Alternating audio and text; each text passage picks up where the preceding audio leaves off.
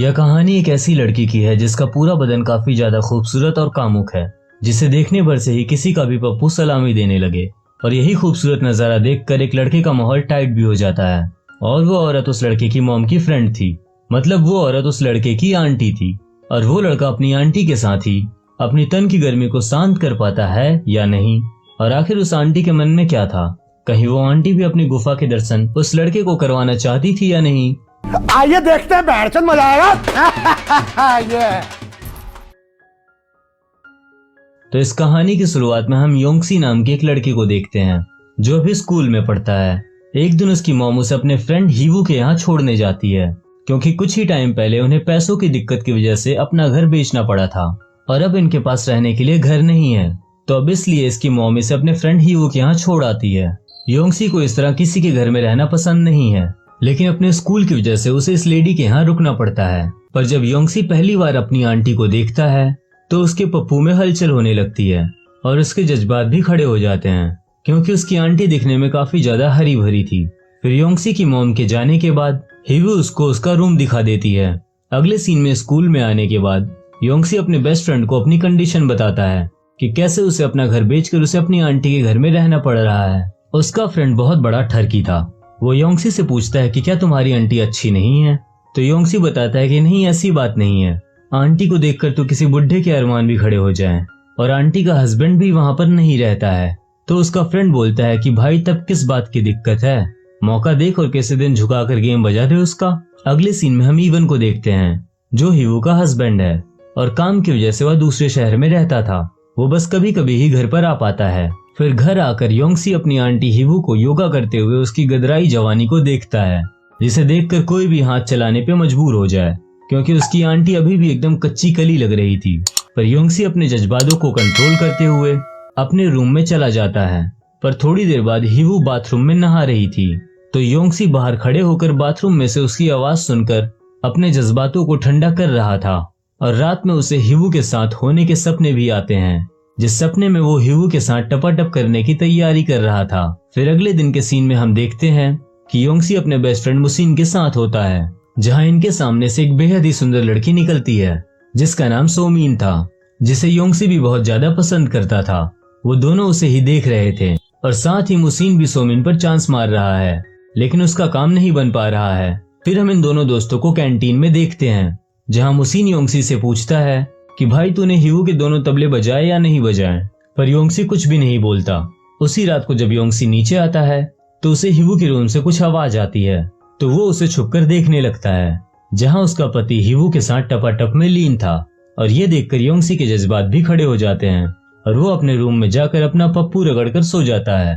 अगली सुबह जब योंगसी स्कूल जाने वाला था तो हीवू बताती है कि वो आज अपने एक फ्रेंड से मिलने जा रही है, और बाहर आकर वो टैक्सी लेकर चली जाती है। लेकिन योंगसी को उस पर शक होता है, इसलिए वो भी एक टैक्सी में बैठकर उसका पीछा करने लगता है, जहां हीवू एक मॉल में जाती है और वहां के मैनेजर से कुछ बातें करती है।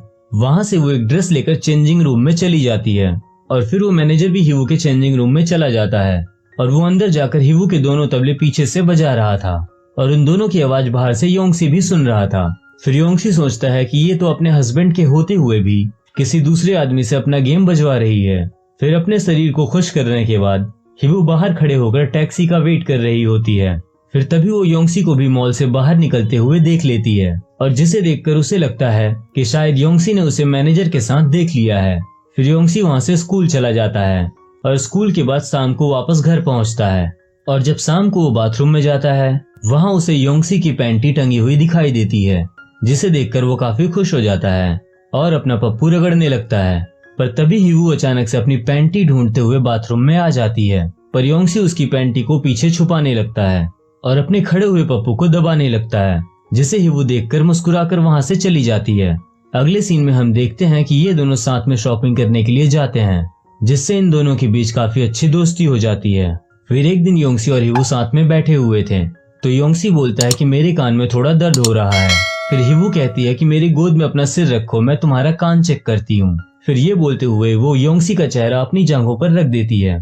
इसकी वजह से योंगसी के अरमान फिर से जागने लगते हैं और इस वजह से वो अपने जज्बातों को तकिए से दबाते हुए शर्माते हुए वहां से चला जाता है। फिर अगले दिन योंगसी, मुसीन और उसके कुछ दोस्त स्कूल में लड़कियों के साथ पार्टी करने के लिए एक क्लब में जाते हैं जहां मुसीन बहुत ज्यादा शराब पीता है, जिस वजह से योंगसी मुसीन को टैक्सी में बिठाकर घर के लिए भेज देता है और खुद सोमिन को घर छोड़ने के लिए उसके घर तक जाता है, जहां हमें पता चलता है कि कहीं ना कहीं ये दोनों एक दूसरे को पसंद करते हैं। फिर योंगसी भी अपने घर आता है, तब उसे हिवू के रूम में चीखने चिल्लाने की आवाज सुनाई देती है, इसलिए योंगसी उसके रूम में देखता है जहां वही मॉल वाला मैनेजर हिवू को बेड पर लिटाकर उसका गेम बजा रहा था।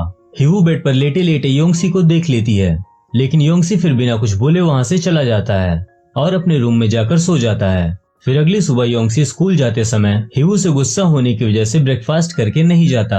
अगले सीन में स्कूल में हम योंगसी और सोमिन को एक साथ देखते हैं, जहां पर योंगसी सोमिन की लेसेस बांध रहा था, जहां पर हम देखते हैं कि सोमिन अब योंगसी से प्यार करने लगी थी और उससे और भी ज्यादा अट्रैक्ट हो रही थी। फिर घर आकर योंगसी अपनी थकान उतारने के लिए लैपटॉप खोलकर हेडफोन लगाकर वीडियोस देखकर अपनी गर्मी शांत करता है, लेकिन तभी वहां पर हिवू खाना लेकर आ जाती है और उसे देखकर योंगसी जल्दी से लैपटॉप बंद करके अपने पप्पू पर हाथ रख लेता है और बोलता है कि आपको अंदर आने से पहले नॉक करना चाहिए था। पर हिवू बोलती है कि मैंने नॉक किया था, पर तुम्हारे हेडफोन की वजह से शायद तुम नहीं सुन पाए। अगले दिन हम देखते हैं कि जैसे ही योंगसी अपने स्कूल से वापस आता है तो उसके थोड़ी देर बाद हिवू भी उसके रूम में आ गई थी। एक्चुअली अब वो योंगसी से भी अपने कुएं में पानी भरवाना चाहती थी और इसके बाद योंगसी काफी खुश होता है। अगले दिन स्कूल आकर इसके बारे में वो अपने फ्रेंड मोशिन को भी बताता है और ये सीन देखकर ऐसा लगता है कि मानो योंगसी ने जिंदगी की जंग जीत ली हो। फिर उसी दिन घर आने पर योंगसी हिवू के गोद में टाइम स्पेंड करता है और उसे बोलता है कि वह हिवू से बहुत प्यार करता है, लेकिन हिवू के चेहरे पर उदासी होती है, जिसे देखकर ऐसा लगता है कि वो योंगसी से थोड़ा सा भी प्यार नहीं करती। ये तो बस उसके लिए शरीर को खुश करने का एक तरीका है। अगले दिन योंगसी बहुत ज्यादा खुश होता है, इसलिए वो हिवू के लिए एक ड्रेस भी लेता है ताकि वो हिवू को गिफ्ट कर सके। लेकिन घर आकर योंगसी अलग ही सीन देखता है। वो देखता है कि हिवू आज फिर से उसी मॉल वाले मैनेजर के साथ अपना गेम बजवा रही है और ये देखकर उसके सारे अरमान खत्म हो जाते हैं और हिवू भी उसे देख रही होती है। अगले सीन में योंगसी अपने रूम में आकर हमेशा के लिए उस घर को छोड़कर जाने की तैयारी करता है, क्योंकि हिवू ने भी उसे देख लिया था, इसलिए वो उसे समझाने के लिए उसके रूम में आ जाती है। पर योंगसी गुस्से में उससे कहता है कि तुम कोई अच्छी औरत नहीं हो, तुम तो एक नंबर की जुगाड़ हो जो किसी भी आदमी के सामने झुकने को तैयार हो जाती है। और ये सुनकर वो योंगसी को चाटा मारती है। फिर योंगसी बोलता है कि तुमने मेरे साथ प्यार का नाटक किया, मैं तुम्हें दिल दे चुका था, लेकिन तुम्हें तो बस अपने गोदाम भरवाने की पड़ी है। फिर योंगसी भी अपना सामान लेकर अपने दोस्तों के घर चला जाता है। फिर हम स्कूल में योंगसी और सोमिन को एक साथ देखते हैं, जो दोनों हंसते हुए बात कर रहे थे और अब योंगसी सोमिन के साथ रिलेशनशिप में आ चुका था। फिर एक दिन सोमिन योंगसी के रूम में आने वाली थी, तो योंगसी रूम की साफ सफाई करता है और सोमिन के आने के बाद योंगसी सोमिन को भी अपनी गोद में बैठाकर बिस्तर पर लेटाकर उछालना शुरू कर देता है। मतलब तो तुम समझ ही गए होगे, यानी उसका भी गेम बजा देता है। फिर अगले सीन में हम देखते हैं कि ये दोनों छत पर बैठकर बातें कर रहे थे। उस वक्त सोमिन अपनी खूबसूरती से कहर ढा रही थी। वो लोग वहाँ बैठकर अपने फ्यूचर के बारे में बात करते हैं और इस तरह योंगसी को अपना परफेक्ट मैच मिल जाता है और इसी के साथ मूवी यहीं खत्म होती है। तो यार, अगर आप लोगों को ये वीडियो पसंद आई तो इसे लाइक जरूर करना और कमेंट में बताना कि क्या तुम लोग इस तरह की और वीडियो देखना चाहते हो, और हाँ तो चैनल को सब्सक्राइब